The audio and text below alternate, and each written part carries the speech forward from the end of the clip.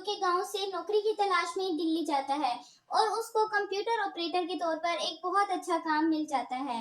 एक दिन जब वो कंप्यूटर ऑपरेटर के तौर पर काम कर रहा होता है, तभी उसके मोबाइल पर एक अननोन नंबर से कॉल आती है।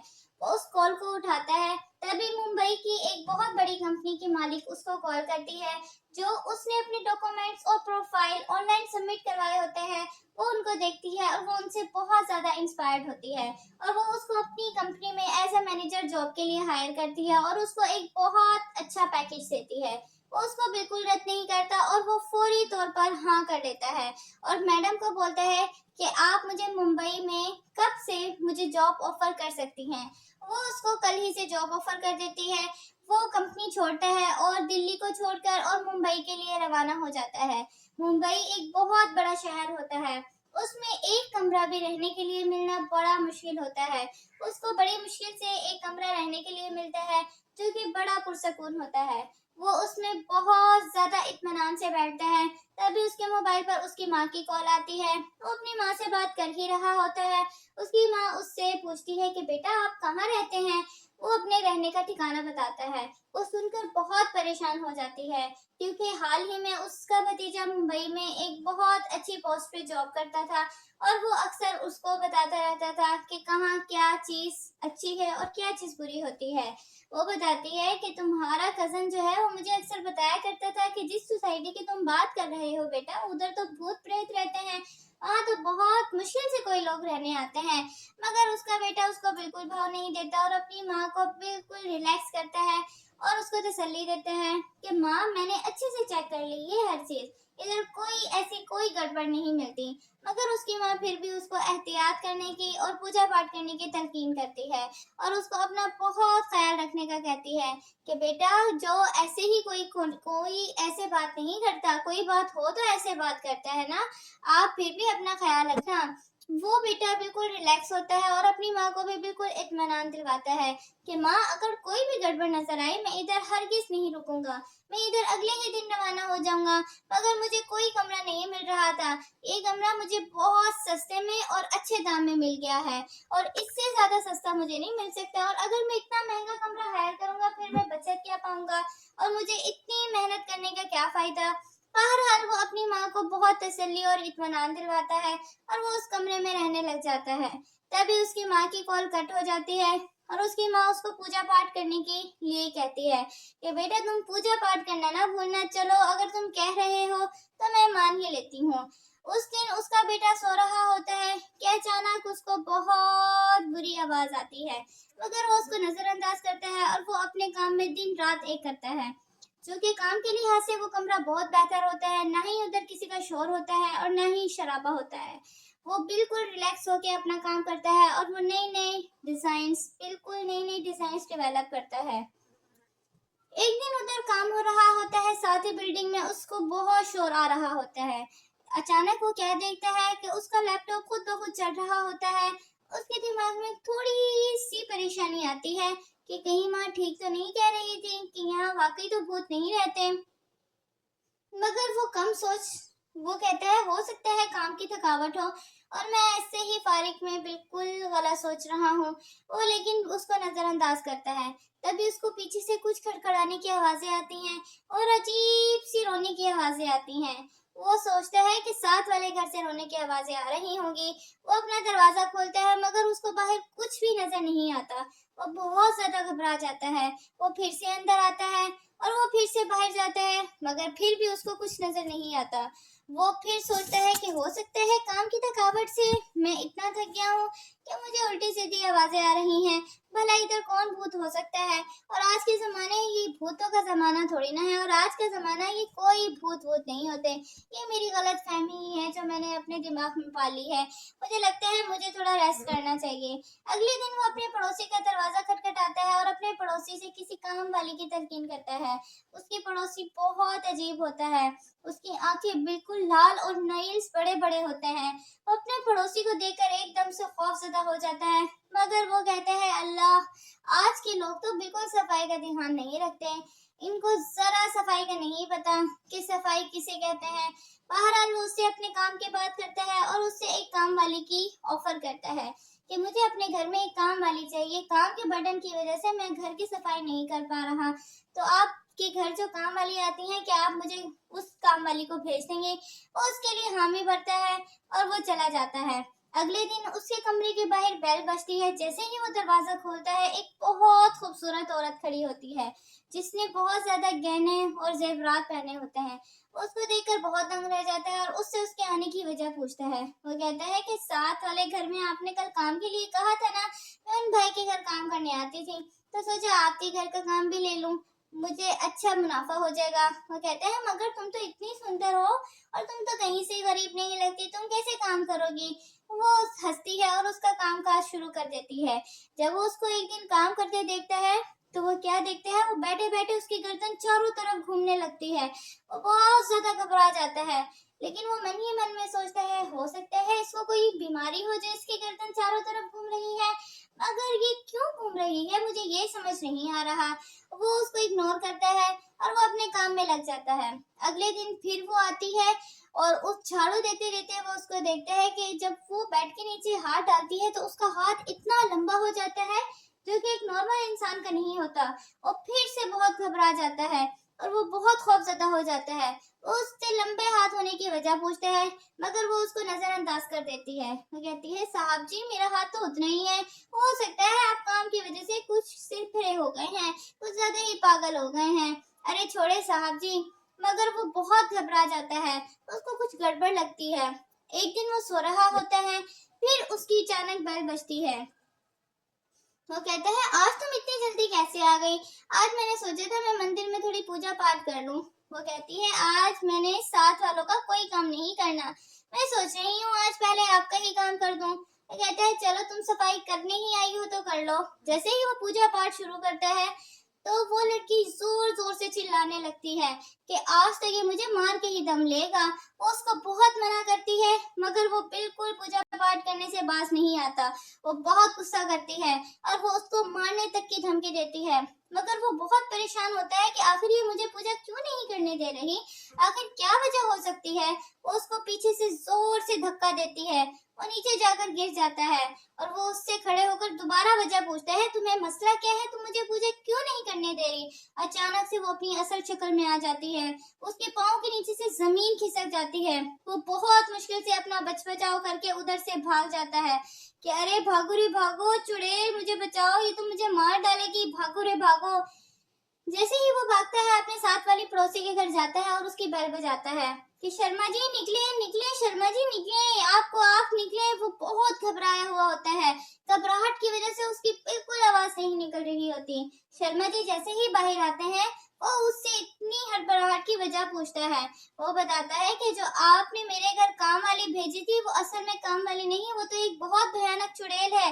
आप कैसे सरवाइव कर रहे थे उसके साथ? हमें लगता है हमें जल्द ही पुलिस को इन्फॉर्म करना चाहिए, ऐसे तो वो सबको मार डालेगी। जैसे ही वो ये बात करता है, तभी उसका भी रूप बदल जाता है। वो उसका रूप देखकर बहुत ज्यादा खौफजदा हो जाता है। वो कहता है जो मैंने तुम्हारे घर काम वाली भेजी थी, वो मेरी ही बीवी थी। अब हम दोनों मिलकर तुम्हारा खून पिएंगे और बहुत मजे से खून पिएंगे।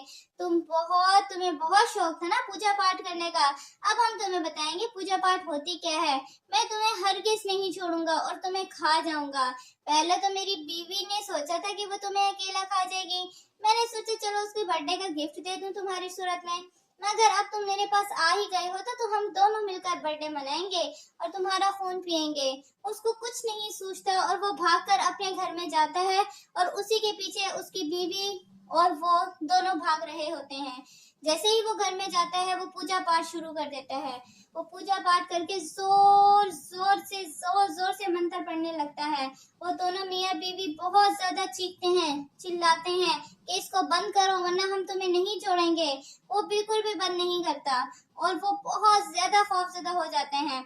उनको पता चल जाता है कि अब हम इसको खा नहीं सकते, क्योंकि अब तो ये भगवान जी के सामने खड़े हैं। तभी वो अपनी माँ को कॉल करता है और अपनी माँ को सारा मामला बताता है। उसकी माँ तांत्रिक बाबा को बुलवाती है और तांत्रिक बाबा उधर पूजा पाठ करते हैं। उस पूजा पाठ के साथ तांत्रिक बाबा उसको हमेशा के लिए उनकी रूह को भेज देते हैं।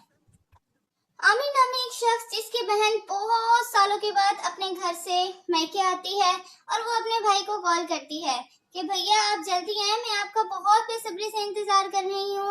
आप कहाँ रह गए हैं? आज अपने ऑफिस से जल्दी आना है। मैं इतनी दूर से स्पेशल आपको रक्षाबंधन बांधने आई हूँ हाथ पे, और मैं आपके लिए बहुत बेताब हूँ, जल्दी से आप आ जाए।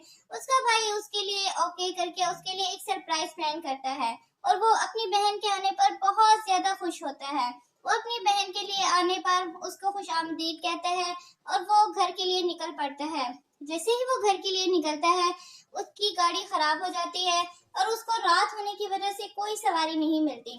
सवारी ना होने की वजह से वो शॉर्टकट इख्तियार करता है और वो पैदल चलने लगता है। क्योंकि वो जान रहा होता है रात के वक्त उसको किसी तरह की कोई सवारी नहीं मिलनी, न ही उसको कोई बस मिलनी है, न ही उसको कोई बाइक मिलनी है। उसकी यही सोच उसकी जिंदगी की सबसे बड़ी गलती होती है। उसको नहीं मालूम होता कि ये सोच उसको मौत की तरफ ले जाएगी। वो शॉर्टकट रास्ता कब्रिस्तान की तरफ से इख्तियार करता है। वो आहिस्ता आहिस्ता जा ही रहा होता है ताकि वो जल्दी अपनी बहन से जा मिले, क्योंकि रात का वक्त बहुत हो चुका होता है और उसको अपनी बहन की बहुत परेशानी होती है। तभी कब्रिस्तान में दो गुंडे खड़े होते हैं और उनको आमिर नजर आ जाता है। वो आमिर को देखकर बहुत खुश होते हैं। वो दो गुंडे उसको घेर लेते हैं और उससे मुनाफा तलब करते हैं कि तुम्हारे पास जो मर्जी है तुम हमें निकाल कर दे दो, वरना हम तुम्हें नहीं छोड़ेंगे। वो उनसे इल्तिजा करता है कि मेरे पास कुछ भी नहीं है, अगर मेरे पास कुछ होता तो मैं इतनी रात में भला ऐसे पैदल जा रहा होता, और मेरी बहन घर पे अकेली है, प्लीज मुझे जाने दो। मैं तुम्हें बहुत ज्यादा कुछ दे दूंगा मगर तुम मुझे घर पहुंचने दो, मेरी बहन अकेली है, वो बहुत दूर से मुझसे मिलने आई है। इतने ही में दूसरा चोर आ जाता है और वो हंसने लग जाता है। वो उसके पास कुछ ना होने की वजह से चोर उसके पेट में चाकू मारता है और उसको जान से मार देता है, और तभी वो गिरकर मर जाता है और वो खून खून हो जाता है। तभी दूसरा चोर उस पर बहुत गुस्सा करता है कि तुमने ये बिला वजह का बंदा नहीं मारना चाहिए था, तुमने इसको क्यों मार दिया है भला। चलो इसके जो शर्ट में ड्रेस है इसकी बहन के पास चलते हैं, वहीं से कुछ हासिल हो जाए। तभी उसकी बॉडी वहीं रखी रह जाती है मगर उसकी रूह भटकती रहती है, क्योंकि वो बहुत परेशानी की हालत में मरता है। वो अपनी डेड बॉडी के पास बैठकर बहुत रोता है कि अब मेरी बहन का कौन सहारा बनेगा और मेरी बहन क्या कर रही होगी अकेली। उसको तो बहुत डर लगता है रात के अंधेरे से। अब मैं क्या करूं? अब मैं क्या पूरी जिंदगी ऐसे ही भटकता रहूंगा? मेरी रूह को कभी शांति नहीं मिलेगी और मैं ऐसे ही भूत बन के बैठा रहूंगा। मैं क्या करूं? मैं क्या करूं? मुझे किसी ने नहीं बचाया। तभी वहां कब्रिस्तान के पास से जो भी गुजरता उसको बहुत ज्यादा आवाजें आती, मुझे बचाओ, मुझे बचाओ। उसकी भयानक आवाजें सुनकर सब वहां से भाग जाते। एक दिन एक नशेई आदमी वहां से गुजर रहा था। वो बहुत ज्यादा नशे की हालत में था। तब भी वो गाना गाते गुजर रहा था, चमक छल्लो चैन चबेली, कहते हैं मुझको रास रसीली। वो गाना गाने में बहुत ज्यादा मसरूफ होता है और उसको कुछ नजर नहीं आता कि मेरे आगे भूत खड़ा है। वो भूत को देख के बहुत हंसता है। भूत भी उसको देख के रिलैक्स हो जाता है कि ये भी नशे की हालत में है, क्यों ना देख के रिलैक्स हो जाता है कि ये भी नशे की हालत में है, क्यों ना मैं इसके शरीर में चला जाऊं और अपनी बहन के पास जाऊं और उसको अपनी रूह की आजादी के लिए इल्तिजा करूं कि वो मुझे रक्षाबंधन बांधे और ताकि मेरी रूह को आसानी हो। वो उसके शरीर के अंदर चला जाता है और वो उसको कुछ वक्त के लिए मोहलत मांगता है, क्या मैं कुछ वक्त के लिए तुम्हारे शरीर में आ सकता हूँ? वो उसको इजाजत देता है। वो उसके शरीर के अंदर जाता है और अपने घर जा पहुंचता है। उसको अपने घर के अंदर से बहुत चीखने चिल्लाने की आवाजें आ रही होती है। खिड़की में से जब वो झांक कर देखता है तो उसकी बहन को उन्हीं दो चोरों ने बांधा होता है और यरगमाल बनाया होता है, और वो बहुत खुश होते हैं और उसकी बहन को हंसकर बता रहे होते हैं कि जब हमने तेरे भाई को आखिरी बार मारा था ना तो उसको सिर्फ तेरी ही चिंता थी। वो कह रहा था मेरी बहन घर में अकेली है, इतना बेवकूफ बंदा नहीं देखा, मुझे जाने दो। चलो वो तो कुछ देख ही नहीं गया ज्यादा कुछ, यहाँ से तो हमें बहुत माल हासिल हुआ है और हमें बहुत माल हासिल होने वाला है। अरे हमें पहले पता होता तो हम पहले ही इधर आ जाते, और इतनी सुंदर लड़की आज तक मैंने जिंदगी में नहीं देखी। अब तो हमें बहुत कुछ हासिल होने वाला है। देखना हम कितने मजे करेंगे, इतना जेवर गहना इसके ऊपर, भगवान इतने अमीर कैसे हो जाते हैं। वो दोनों हंसकर पूरे घर का माल लूटने लग जाते हैं। पीछे बाहर आमिर खड़ा, बहुत गुस्सा आता है। वो बहुत गुस्से की हालत में घर का दरवाजा तोड़ देता है और वो चोरों के सामने आ जाता है। चोर उसको धमकी देते हैं कि हम तुम्हें भी बांध कर मार डालेंगे, और तुम्हारी हिम्मत कैसी हुई घर के अंदर आने की, तुम चाहते हो कि हम तुम्हें मारें। मगर वो बहुत गुस्से में होता है और वो उसको बताता है कि मैं वही बंदा हूँ, मैं वही भाई हूँ जिसको तुम मार चुके थे, जिसको तुमने मार दिया था। अब मेरी रूह तुम लोगों को नहीं छोड़ेगी और तुम लोगों को जान से मार देगी। तुम लोगों ने मुझे मारा था ना, तुम लोग चोरी की आड़ में जिसको दिल चाहे मार देते हो और जिसको दिल चाहे बचा देते हो।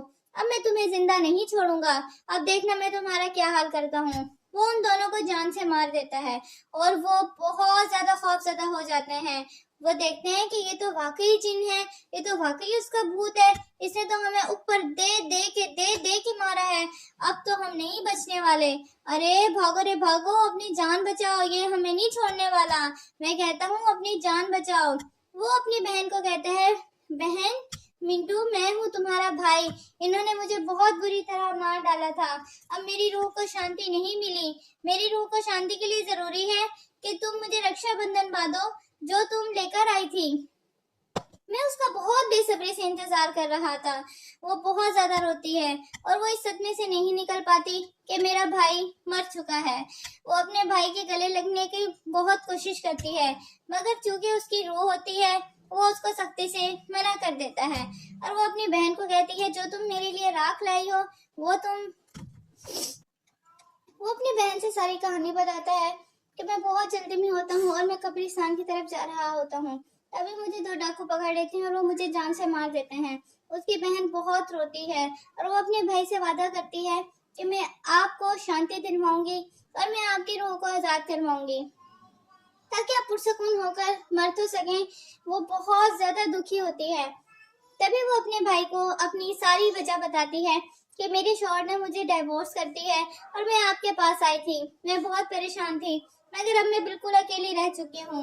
चलें भैया, मैं आपकी अगर कुछ मदद नहीं कर सकी, अब कुछ मदद कर दूँ। तभी वो उसके साथ आती है और अपने जहाँ उसके भाई की डेड बॉडी पड़ी होती है, वो उधर पूजा पाठ करती है और अपने भाई की रूह को आजाद कर देती है।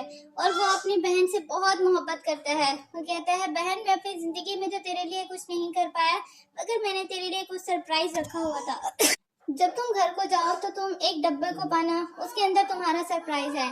तभी उसका भूत निकल जाता है और उसकी रूह को हमेशा के लिए शांति मिल जाती है। जब वो घर जाती है तो उसको डब्बे में एक चाबी मिलती है जो कि उसकी जिंदगी भर का ख्वाब होता है।